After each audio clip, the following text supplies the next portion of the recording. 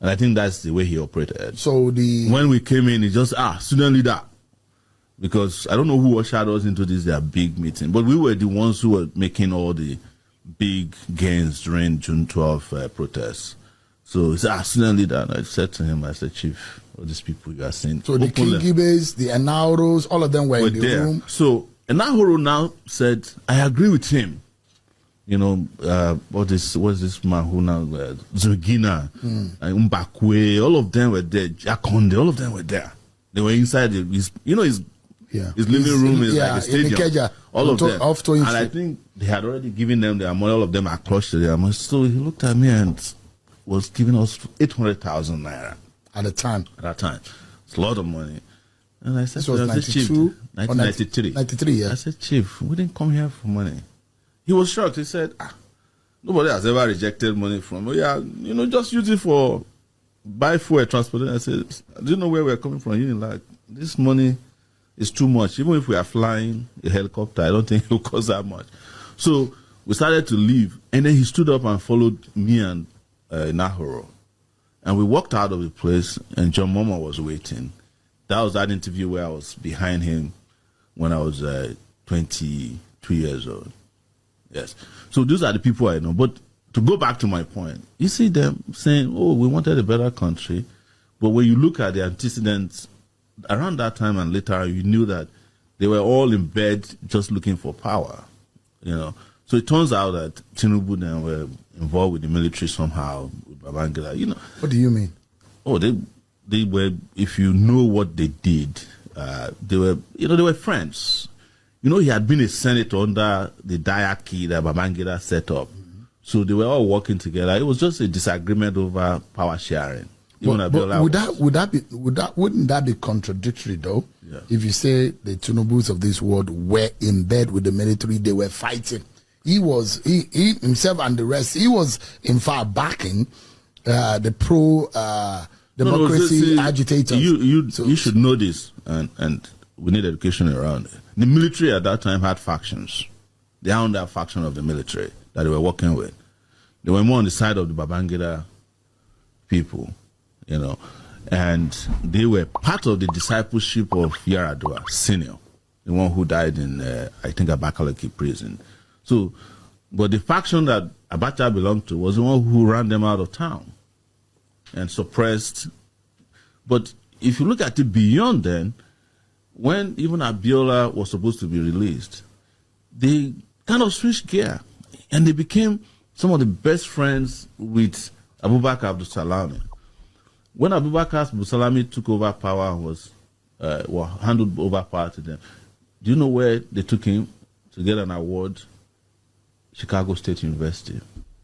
I was one of the people when I protested against him there, which led Kayode Oladele, who was now in the House of Rep, to serve Abubakar with a lawsuit accusing him of killing Abiola. They eventually settled the lawsuit out of court and paid.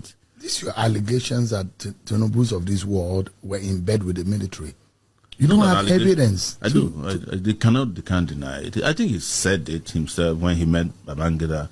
I've given you enough circumstantial evidence to know that these things are true. For instance, when I went to Chicago to protest against Abubakar, I saw Ashoba there, and I said, Chief, so all along you people have been in bed with these people. He just told me, he said, Omodenia, you know that you are a small boy now. Maybe it's a way to also get the military out at the end of the day, because there is a way that you get to the street. Sometimes you get. No, but I've described their political antecedents to you. It wasn't they had to see whatever is happening now. They have planned it all along. We had a pure position on how to drive the military out of power. They joined us because there was a fight. They had an issue amongst themselves. And I think in the course of that fight, they maintained that relationship with the military. And because they were not here, you wouldn't know. They all were in exile. We were the ones roughing it out here. So yes. That's the reason. That's your reason for not liking Bola Tinubu. When you look at what they're doing now, it makes the military look like nice people. Oh. Yes. You're comparing a democratic, whatever they're doing now rule makes, to a military rule. Whatever what makes doing, this government look like a military rule? No, you look at what they're doing with human rights. You look at what they are doing with freedom of speech.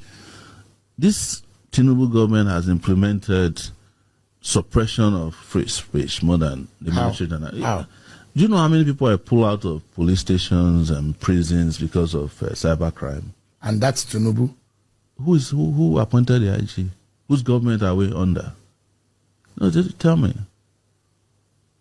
There could be anybody doing all of that. No, you can't do that if the president doesn't approve. Do you know what your children are doing right at home at the moment? Can you be held responsible?